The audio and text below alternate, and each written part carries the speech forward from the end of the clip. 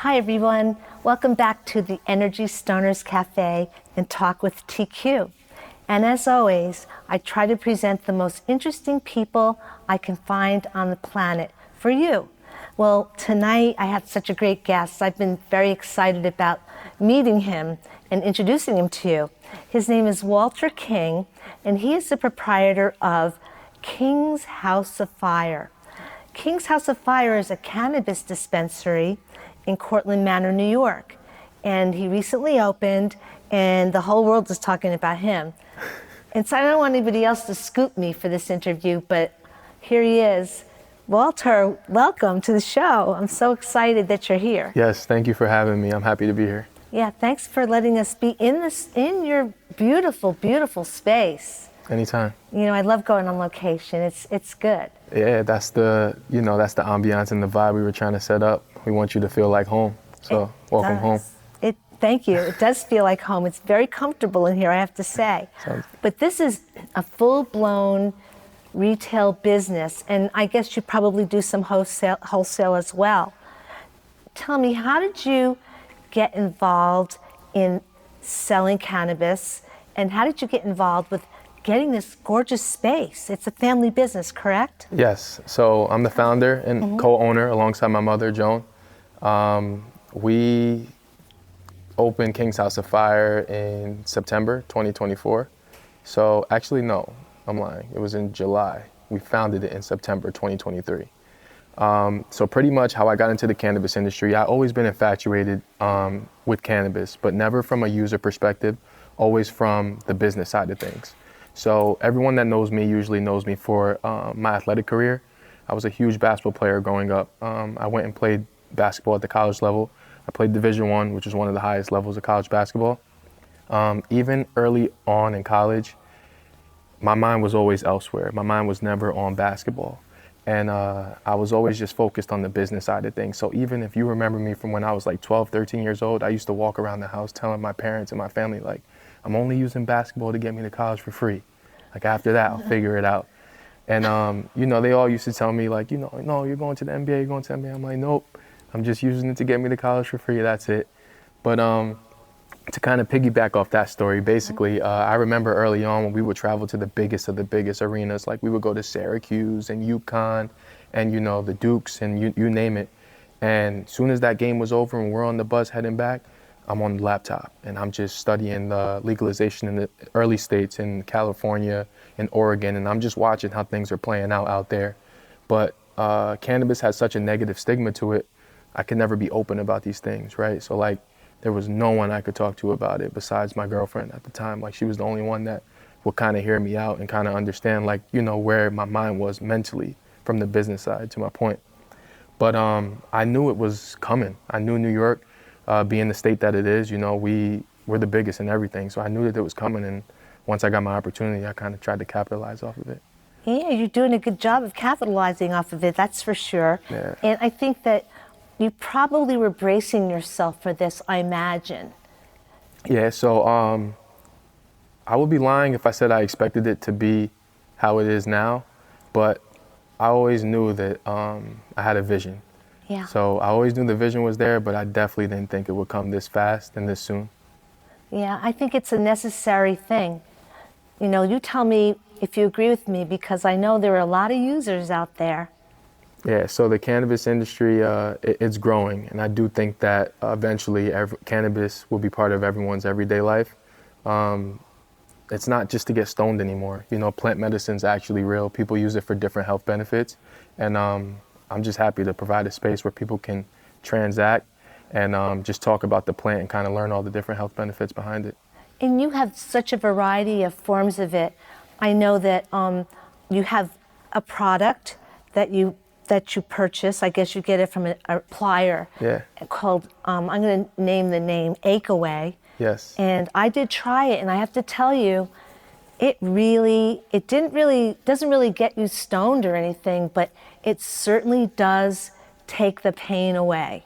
Yeah, definitely. So the product you're referring to is by a brand called Green Hornet. They're called Akeaway gummies. So these gummies are literally designed for pain, inflammation, and any aches and you name it. Yes. It has a cannabinoid in it called CBC, which is purposely designed to really target pain and inflammation. So that's why the Akeaways work for you, but they keep a low concentration of THC, which will avoid you being so stoned and more so just focusing on that health benefit to your point. But yeah, to your point, there's so many different benefits behind plants, and plant medicine's real. So you can get some work done, you know? So there's the indica, am I pronouncing it right? Yeah. The indica based, and there's the sativa based. Yeah. So maybe you can explain to the audience the difference between indica and sativa. Yeah, so usually I give people an acronym that they'll never forget. So when you think of indica, think of in the couch, right? Yeah. So body high, relaxed. When you think of sativa, just think of the opposite of indica, which was it's an energizer, it's an upper. Usually that's what you smoke or consume when you're trying to get things done throughout the day. Indica is usually before bed or just when you're relaxing to kind of put you down. You have something called a hybrid, which is a mixture of both. So when we refer to these 3 strains, every single product we have has to be one of these 3 strains. They're either a sativa, an indica, or a hybrid, which or is a hybrid, both. Okay. Yep. Yeah, and then it seems like every single product in here, even in its raw form, has a name. Yeah. There are different strains, and a lot of people, even people that have been, smoking marijuana for decades, many of them aren't even aware of the fact that there are strains. Yeah, definitely. So I think, like I was saying a little bit earlier, I think people are just surprised. Like, they're very surprised that they can just come in a store now after for years it was illegal, and you would go to, people were really locked up in jail for this type of thing, which is a whole nother conversation we could get into, but people are really just surprised, and then we're taking that next step and really educating ourselves. We're not a medical dispensary, so I can't give you medical advice. I'll never tell you that the Akeaways are, 100% going to fix whatever you're dealing with, but we can talk about the intended effects. We could tell you what's in it, and you could kind of do your own research along with us to hope, pick the right product for you. There are a couple things that I really love about this place. One is that you have great security. You can't just walk in here, even though it is open. Yeah. You can't just walk in here because you have security, which is pretty tight. I imagine there's a lot of surveillance as well. Yeah, so basically, unlike every other business, New York State really said that, if you guys want us to legalize cannabis, we're gonna make you guys take the next step and really make sure that the place is safe, it's secure, and they want to monitor everything that's going on. So to your point, our security's uptight. Everyone that walks in the dispensary has to be ID'd, and you have to be 21 and older. That's pretty much it. It's very regulated.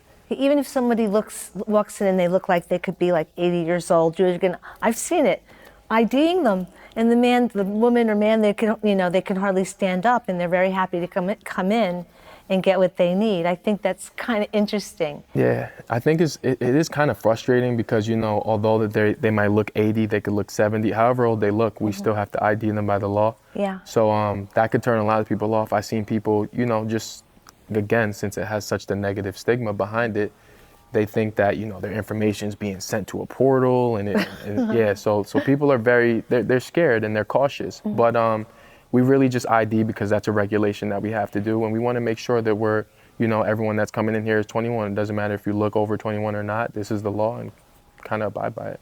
It's not much different than going to a bar and asking for a drink.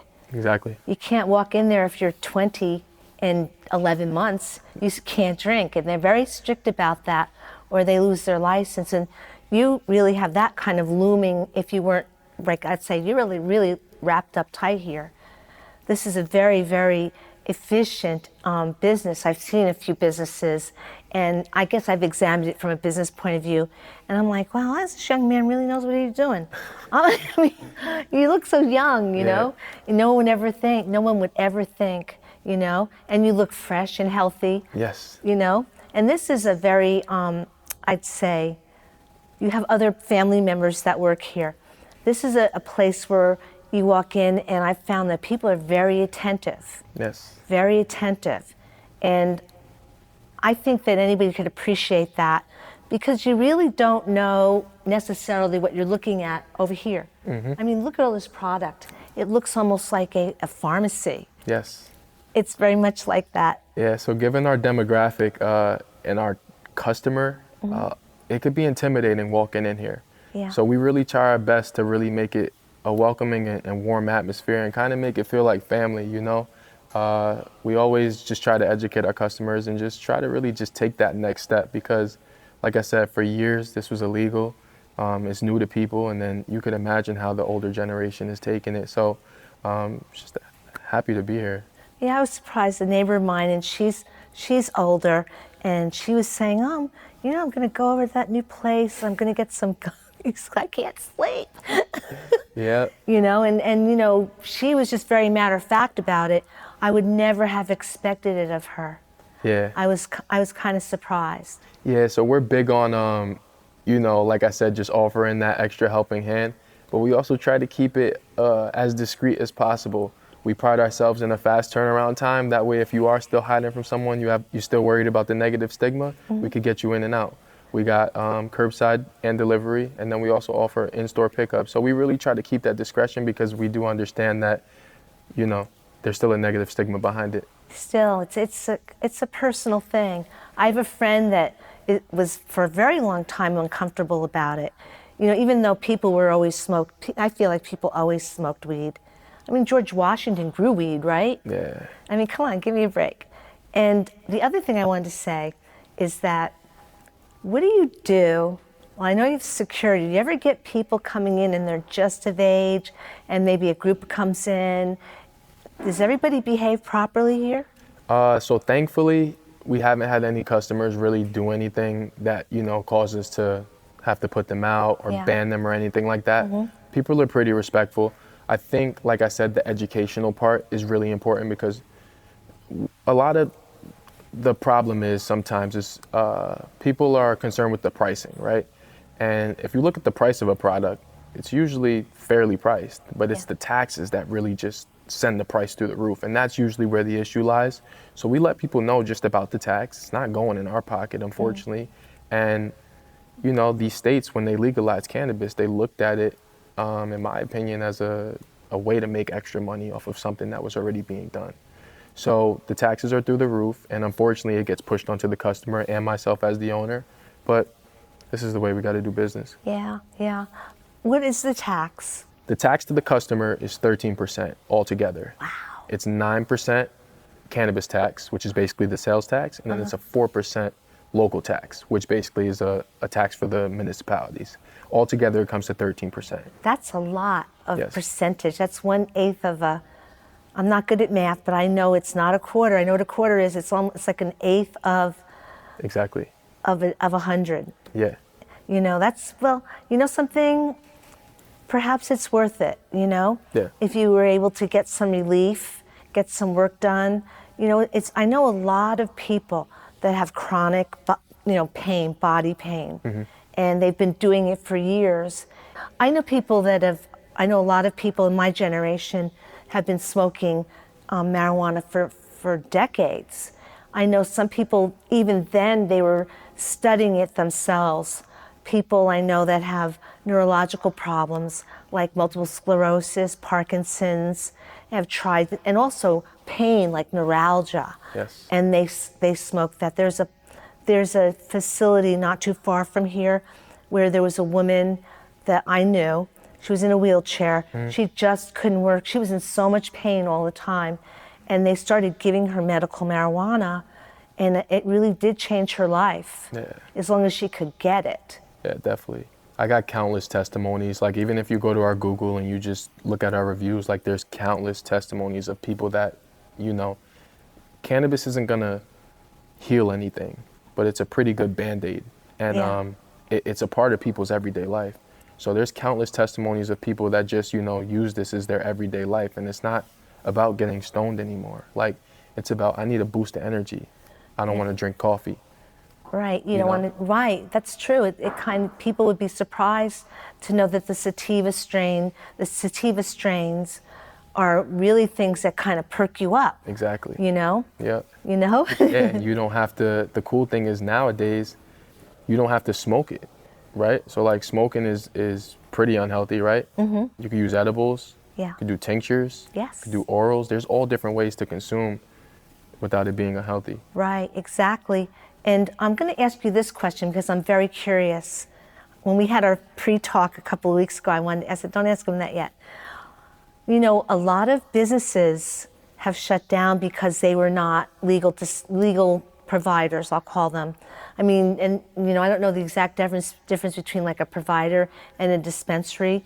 There are people that were doing business. Yes. You know, that people like you just put them out of business. Yeah. You know, I mean, what do you feel about that? No guilt. I'm just asking you, what do you feel about that? So full transparency, I was never justice involved, so I never been arrested for marijuana, but I have family members who were, and I kind of come from that. So I'll never shame it in that sense, but the truth of the matter is people lost years of their life being convicted for something that's now legal. Like if you actually like take a second and you think about that, there's people that went to jail for 40 to 50 years for something that the government has now said is legal. So that in itself is crazy. And basically, just to give you kind of a backstory on how I even got the license, New York State launched a program called the CARD program. And I'll always tilt my hat to New York State and give them their respect for this program. The CARD program was a program for justice-involved individuals, so people that was convicted of marijuana. It was for minorities, for women, and then for veterans. If you checked any of those 4 categories, you can apply for this CARD license, which is to sell or grow, whatever the case is, cannabis. As far as the smoke shop thing goes, you know, they're kind of doing the same thing that we're doing now. The only difference is the people where I'm getting my product from have to pass a series of laboratory tests to make sure that this cannabis is actually safe to consume and purchase. That's the only difference.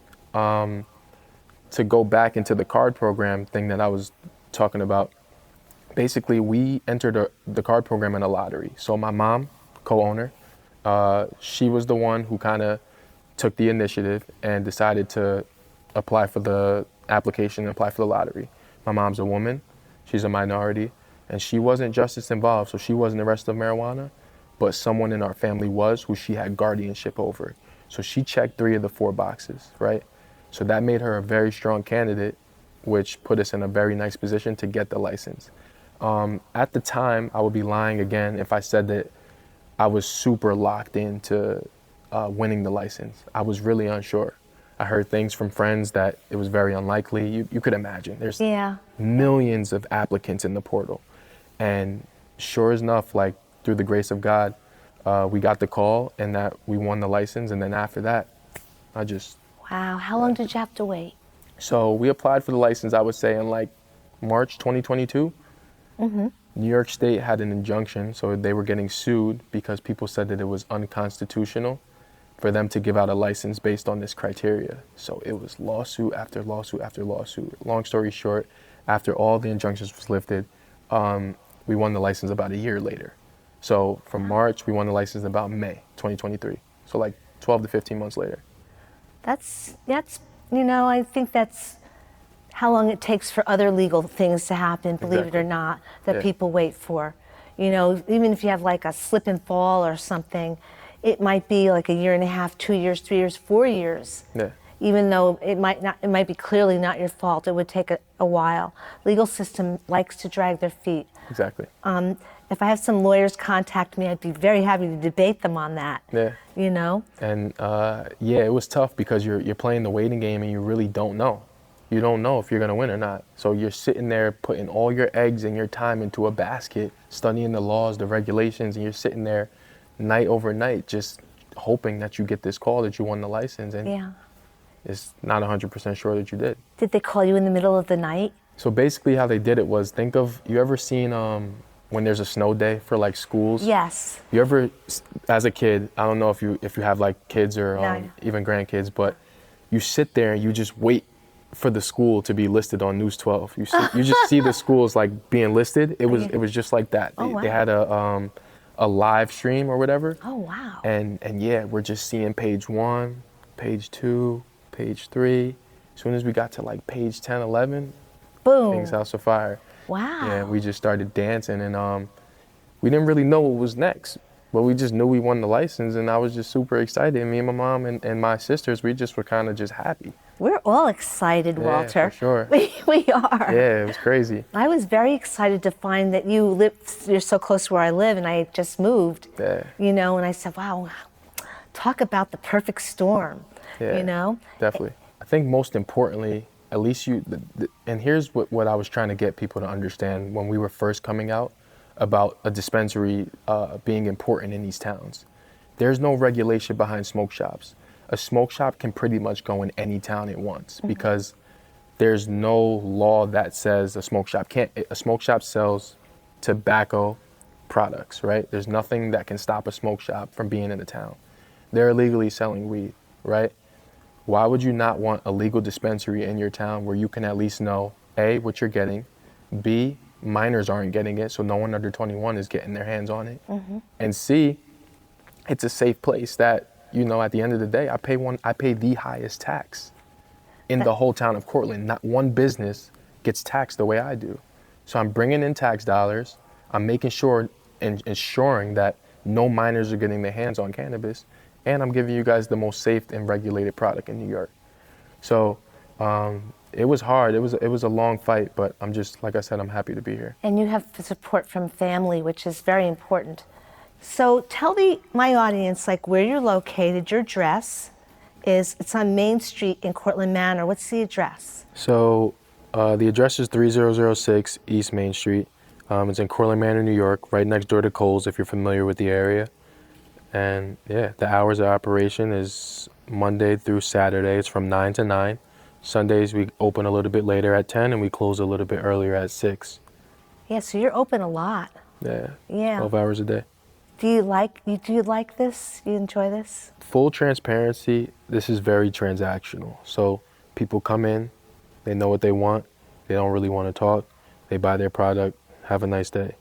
My heart lies with the kids, which is my original business. I owned, again, alongside my mom, amusement center. So it's think of like a Chuck E. Cheese type of experience, soft play, trampolines, virtual reality. That's what we owned in the current space we're in now. We moved that to next door and we opened the dispensary here. So my heart truly lies with the kids. I love making kids happy. I love making experiences for the kids. So this is, I'm very, full transparency. I'm kind of like, I'm not tired of it, but this is just, it's to the point. Yeah. There's no reward for this type of business except the testimonies of the health benefits and those type of people. Yes. But my heart is truly with the kids. So yeah, that's where my mind is, and I can't wait to open in 2 weeks. So what's your email address and also your phone, if you want to leave your phone number? So we're big on Google and social media. Not sure who's out there watching this, but I advise you to download Instagram and Facebook. That's just a way of these businesses conducting day-to-day business. But you can find us on Facebook. The dispensary Facebook is King's House of Fire. The Instagram's King's House of Fire as well. And then the Kids Place Facebook is LKQ Fun Place. LKQ. And the Instagram is LKQ Fun Place. Fun place. And it's a fun place. It's really fun, yeah. And I remember starting out, I was super, super scared, because I knew the negative stigma that marijuana had about it. And I was thinking of all these crazy names to call the dispensary because I didn't want to lead it with my last name, King. But after just deep thought and consideration and talking with my family, it's I don't want to hide who's behind the actual dispensary, and that is my last name, and that's kind of who we do it for. So I just wanted people to know that one thing's for sure is me having the business tied to my last name, you can hold me accountable. If anything goes wrong, you can hold me accountable for every decision that I'm making within here. And I think that goes a long way, and it's extremely important just to let people know I do everything with good faith, and nothing I do is for a dollar. I'm big on community, and I'm just here to help people. And you are helping people. Yeah, for sure. That's a good thing. It is. I think that my audience is going to be so happy that I interviewed you. I just have this feeling, definitely. Because I sometimes, not sometimes, I'd say pretty regularly, not constantly, I get feedback after these interviews, and people ask me about them. And sometimes locally, people will walk up to me at the supermarket and say, I saw that interview, and it was, and they'll make comment about it. Yeah. So I know that this show gets around thanks to our director who distributes it worldwide. I did a lot of different interviews, and this is by far one of the most professional, just the way they introduced themselves in the beginning. I knew that you guys were serious about your business and your brand. Yes. And I'm big on just supporting other local businesses, you I know. appreciate that. Definitely. So hats We off to you all guys. appreciate that. Yeah, We for do. sure. And I think we kind of just fell into each other, you know, Jim and Joe. Yeah. It's a story. That's another show. I'm super excited, and like I said, I'm happy now because you can go and archive and date all the posts before King's House of Fire was actually here. Yeah. People had so much negative things to say within the community. Everyone's just worried about what the next person thinks. That's just the industry we're in. So I say all that to say, I'm happy that we're offering this welcoming environment. People are more open to telling their testimonies. They're realizing, like, there's people that come in here all the time like, I didn't know you, and it's like, it's okay. It's the same thing as drinking wine. It's the same thing as drinking alcohol. There's no negative stigma behind it anymore. Yeah. Share your story. Everyone has a different story. And what I really love about it is people of all different walks of life. You could be black, brown, yellow, white, red, whatever color you are. When you come in here, we all bond over the same thing and we're like family. And I think that's the coolest thing ever. Like, I got guys who are literally best friends, like, to me, that are 80-year-old, old enough to be my grandfathers, and they're coming in here with their grandchildren, like, go over there and tell them Walter come sent you. And, you know, it's like, it's just it's a really, like, warming feeling. And yeah, just here for the community. Well, I am so happy. I love to see your brother doing good. Yeah, for sure. And, you know, I think that it's, I'm so happy for you. I really am. Definitely. You know, it's just, these are things that we dreamed about in my generation. You know, we would sit and smoke and we'd dream about the day where we could walk in the store and just buy it, you know. Here. You know, and now it's here, you Yeah. know. And I'll have to say goodbye because I've been getting in the queue, but that's okay. Sounds good. Jim's a good director. Yeah. But let's do this again do it. sooner than later.